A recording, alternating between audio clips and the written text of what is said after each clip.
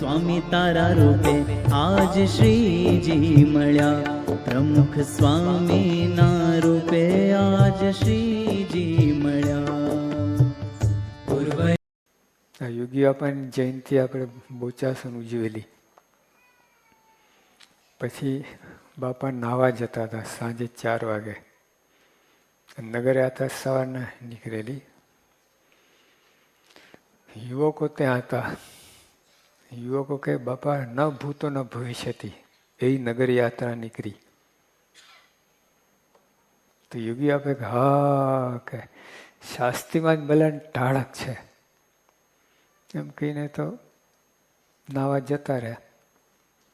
હું ત્યાં બધું મેં કહું આ યુવકો કંઈ બોલે ને બાપા કંઈ બધા કેવું છે આ બધું. યુવકો કહે કે આવી નગર યાત્રા કોઈ નીકળશે નહીં, અને બાપા શાસ્ત્રીમાં એટલે ટાળક છે. કોઈ મેળ જ નથી બેના સંવાદને. પછી હું તો બહાર સવા મંડપમાં આવી ગયો અને ત્યાં વિચાર કર્યો કે આ બાપા આવું કેમ બોલ્યા. પછી ખ્યાલ આવ્યો કે વાત સાચી છે.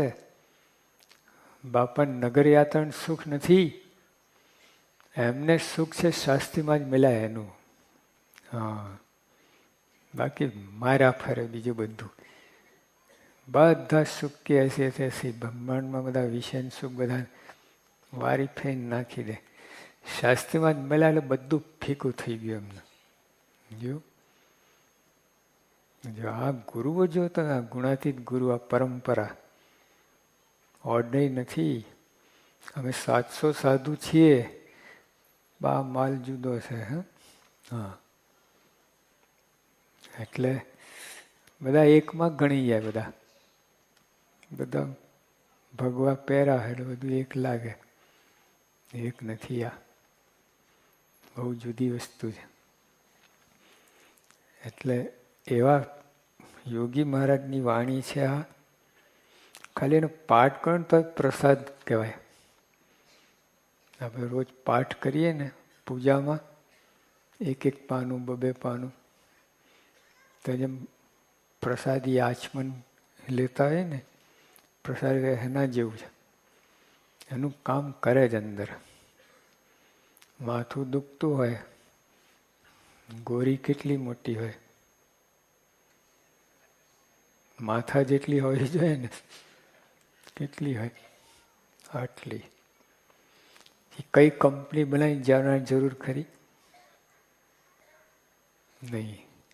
અંદર શું શું તત્વ છે જાણવાની જરૂર ખરી? નહીં. ગોરી લઈને હુઈ જ જાઓ, પાકલા ઉતરી જાય માથું. માયા રવિયાની સભા, આજે બધી ગોરી છે. અઠવાડિયામાં 1 ગોરી લઈ લેવાની તમારે, બસ. એનું કામ કરે રાખે અંદર. તમે સમજો ના સમજો, યાદ રહે ના, બધું કાંઈ નહીં. સભામાં બેસીને ગોરી લઈ લે, બધું અંદર કામ કરશે. એવું છે. ગોરી કઈ કંપની બનાવી, શું છે, કાંઈ જાણવાની જરૂર નથી. તો માથું ઉતરી જાય. એ ગોરી કઈ રીતે અંદર ગઈ, ક્યાંથી આવ્યો ને ક્યાં ધક્કો મારીને કાઢી નાખ્યો દુખાવાને, કાંઈ જાણવાની જરૂર નથી. પતી ગયું. પણ ગોરી લેવી પડે.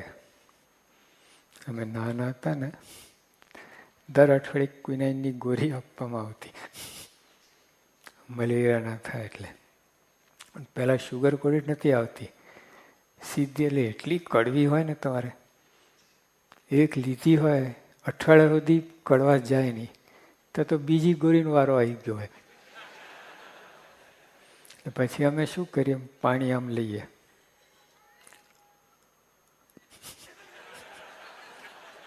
જાય બાજુમાંથી, પછી મોડું બગાડ્યું. એટલે બાને લાગે હા ગોળી લીધી, ગઈ પાછળ. તો એમ ગોરી પછી કામ ના કરે. રવિયાની સભા એટલે આવીને વ્યવસ્થિત ટાઈમસર આવી જવું. આ તો અડધી સભા પૂરી થાય પછી આવેલો, અડધી ગોરી લે, કામ ના કરે. તો બરાબર લઈને, એટલે આજ્ઞા પારવાની, બરાબર પારવાની. ગોરી લેવાની બરાબર વ્યવસ્થિત. પછી તમે જોવા નહીં, પછી એને કામ કરે ને. તો તમે સભામાં જ આવા ગોલમાલ કરો, ગોરી લો નહીં, આમ જતી રહે પાછળ. સ્વામી સંતોને લાગે કે હા ભાઈ આયા, સભામાં આયા ખરા, આવું ગોરી લીધી કરી. એવું ને છે. વાત કરી હતી ને અલી,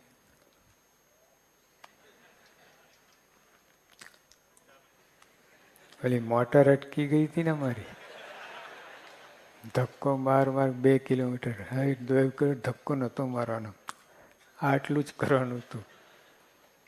ગાડી ઉપડી. એમાં આટલી આજ્ઞા જ પાડવાની છે. રોયાની સભા, હા તે આટલું જ. તમે આખા ભાગવત વાંચી નાખો અને મોઢે કહી નાખો, કાંઈ ના થાય. ધક્કાબાજી છે 2 કિલોમીટર. અને મોટા વર્ષની આજ્ઞા આટલો ફેર પડીએ. એટલે અમને જે અંદર કહ્યું છે આપણે કરવાનું, બહુ સાદી વસ્તુ છે. એટલે જ પ્રતિથી નહીં આવતી. સાધુ છે ને એટલે.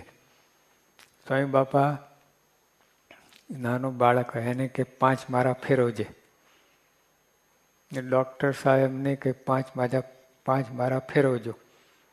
ડૉક્ટર વિચારે કે બાળકને 5, મને 5. કંઈ માલ લાગતો નથી આ સ્વામીમાં. કંઈ સમજતા નહીં. બધાને એક જ ગોરી આપે રાખે છે. એવું નથી. બધું સમજે, બધું જાણે છે, પણ આપણે સમજતા નથી. એને બદલે એ સમજતા એવું સમજીએ છીએ. આવું થઈ જાય. યોગી બાપા કપોળવાડીમાં હતા. ઠંડીના દિવસ એટલે સગડી તાપતા હતા સભામાં જ. એક હરિભગત પોતાના મિત્રને લઈને આવ્યા. બાપા અમને આશીર્વાદ આપો, 4 દિવસથી સખત પેટમાં દુખે છે ને બધું, કંઈ બહુ માદા છે ને આવો છે. બાપા કે જાઓ મટી જશે. ઓલા બીએ સાહેબ બાપા તો ડબલ થઈ ગયું. બાપા કંઈ શંકા ગઈ હતી કે જાય જ ને, કે તમે પોતાની શરદી થઈ છે, મારું શું તાવ મટાડો છો કે. પછી સ્વામી કહું હર્ષદભાઈને, જાઓ એમને વાત કરો, સમજાવો. એમને સમજાવું કે અમને સગડી તાપે તો કોકની શરદી લીધી છે, અમને કાંઈ નથી શરદો ફરદો, તો બધું મનુષ્ય તો કરે છે. એટલે સમજાવું, પણ કહેવાનું કે આવું બધું થઈ જાય. બોલો. એક ભાઈ આયા, મને કે સ્વામી પ્રવચન ક્યારે કરશે? મેં કહ્યું 8:30 થી 9નો ટાઈમ છે. ઓલા 4 વાગે આવ્યા હતા. તો કે હું બેસી રહું, આજે પ્રવચન સાંભળવાનું છે. પછી તો 8:30 વાગ્યા. યોગી બાપાની સવારી આવી. સવારી જ આવે. આગળ થૂકદાણી હોય, એક જણ થૂકદાણી લઈને આવે, બીજો રૂમાલ ને ગરમ પાણી લઈને આવે, ત્રીજો બાપાની ખુરશી લઈને આવે. આ બધું સરકસ થતું. ઉપર લઈને આવ્યા ને બાપા તો વાતો કરવા લાગ્યા કે ઈશ્વરભાઈ આવ્યા, અમે અહીંયા ને ઈશ્વરભાઈ અમદાવાદ ગયા છે, ત્યાં લાકડા લેવા ગયા છે, અને અમને એ બધી વાતો કરી. આમ સામાન્ય અડધો કલાક તો નીચે ઉતરી ગયા. ઓલા ભાઈ દોડતા મને કહે સ્વામી પ્રવચન ક્યારે કરશે? મેં થઈ ગયું. એને એમ કે ભાગવત ઉપર કંઈ આમ કોઈ વિષય લઈને વાત કરશે. એવું છે બધું. એટલે આ બધું સમજવું મુશ્કેલ છે બધું. એક ભાઈ મને કહે કે સ્વામીની વાત કરો. જો યોગી બાપા છે ને 40 વર્ષથી એક જ ટાઈમ ખાધું છે, અને મહિનામાં 7-8 ઉપવાસ કરતા, અને જમવાનું તે એક જ ટાઈમ જમવાનું હોય. તો ઓલા કે હું 22 વર્ષથી ફરાર જ કરું છું. હવે શું કેવું? પછી મેં કહ્યું યોગી બાપા છે 20-20 કલાક સેવા ભક્તિ બધું કરે, અને હું 22 કલાક કરું છું. આપણે જે કહીએ એનાથી આગળ વધવું જ કે. મને થયું કે આ તો યોગીઓ પણ બાપ લાગે છે. માને આની આ શું વાત કરીએ. પછી મેં કહ્યું કે તા કેટલા શિષ્ય? એકે નહીં. કેમ? બસ કે તા શિષ્ય તો જરૂર છે. 4-5 શિષ્ય માને તો અરે કે બહુ મજા આવે. લો અને છે નહીં એક કે. મેં કહ્યું જો બાપાના હજારો લાખો શિષ્ય છે. 2 વર્ષનું બાળકથી 80 વર્ષનો માણસ બાપા બાપા બાપા કરે. તમારે હસી પડ્યા ભાઈ. તો બસ અહીંયા જ ફેર છે. તમે બધું જ કરો છો. યોગી બાપાના બાપ છો પણ તમારો કોઈ છોકરો છે જ નહીં. તમે કોઈના બાપ નથી. એવું છે. એટલે આ સમજાવવું નથી. આ યોગી બાપા શાસ્ત્રીમાં યોગી બાપા તો એટલા બધા ભોર પણ દેખાડ્યું છે ને. લાલ બહાદુર શાસ્ત્રી આવેલા. બાપા કયા બધા ઓળખાણ આપતા હતા નંદા સાહેબ કે રેલવે મિનિસ્ટર છે. બાપા કે મેં એન્જિન ચલાવતા આવડે. લાલ બહાદુર શાસ્ત્રી એટલા હસ્યા ને બેવડા વરી ગયા. બોલો બેવડા વરી ગયા. પછી ઉતારે જઈને શાસ્ત્રીજી વિચાર કર્યો અને નંદા સાહેબને કહે કે તો ગુરુજી ભોળા નથી કે હું ભલે એન્જિન ના ચલાવું પણ આવડવું જોઈએ ચલાવતા રેલવે મિનિસ્ટર તરીકે. એમ લીધું એને. લાભ પણ લાગે.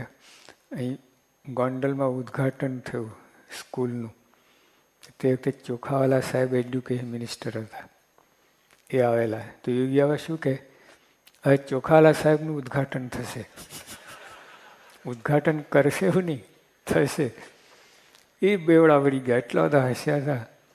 લો કોઈને ખોટું ના લાગે તો ગમત થાય. અને આપણે આવી ભૂલ કરીએ તો ઊભા થઈને જતા રહે સભામાંથી. જો અહીં અમદાવાદમાં જ CK પટેલ હતા આપણા કમિશનર ઇન્કમ ટેક્સ હતા. એકવાર યોગી બાપા આપણી સભામાં વાત કરી કે યોગી બાપા કેટલા ભોળા હતા. એટલે કેટલા નિર્દોષ હતા. ભોળા નહીં, ભોળા નિર્દોષમાં ફેર છે. હા, ભોળો તો ગામડીઓ હોય, નિર્દોષ તો કોઈ દોષ ના હોય. તો બાપા કેવા નિર્દોષ હતા કે 2 વર્ષનું બાળક પણ એમની આગળ ચાલાક લાગે. 2 વર્ષનું બાળક હોય ને એ ચાલાક લાગે યોગી બાપા આગળ. એટલા નિર્દોષ હતા બાપા. જો આ માલ મેલો છે, દેહનો ભાવ નથી, અત્યંત નિર્વાસનિક, અત્યંત નિર્લેપ, અત્યંત અસંગી, જગતની ગંધ ના મળે. યોગી બાપા નાના હતા, પાર્ષદમાં 16-17 વર્ષની ઉંમર હતી.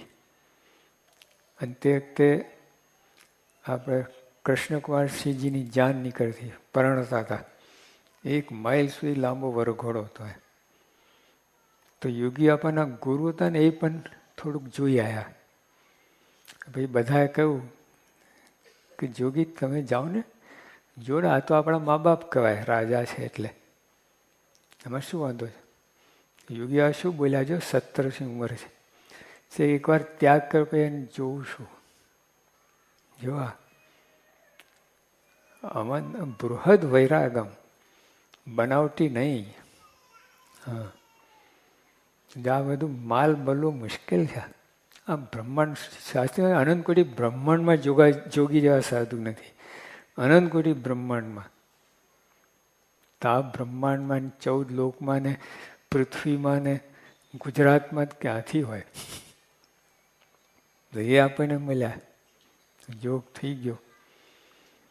એટલે આ તો આ વાણી સાંભળવાને કેટલી ધન્યતા થઈ જાય. પ્રમુખ સાહેબ યોગી બાપાનો ખાલી એના શબ્દો બોલે ને ગમે પણ જો સાંભળી કેટલા નસીબ, કેટલા પૂન હોય ત્યારે આ થઈ શકે. તેમની વાણી સમજવી અને આશ્રમમાં લાવી એ તો કેટલા મોટા ભાગ્ય હોય.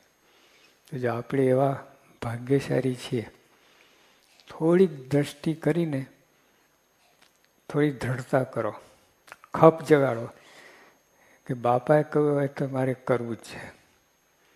આમાં જ માલ છે. કરોડો જન્મ ફોગટ ગયા છે આપણા, કાંઈ પ્રાપ્તિ કરી નથી. એવા ને એવા લઠ્ઠા બ્રેન્ડ રહ્યા છે. હવે કાંઈ પ્રગતિ નહીં, કોઈ જ નહીં. કદાચ બગડ્યા આવીશું દરેક જન્મમાં થોડા થોડા. હવે અવસર આવ્યો છે. પહેલે આપણે કહ્યું હતું ને, શું નક્કી કરવાનું છે?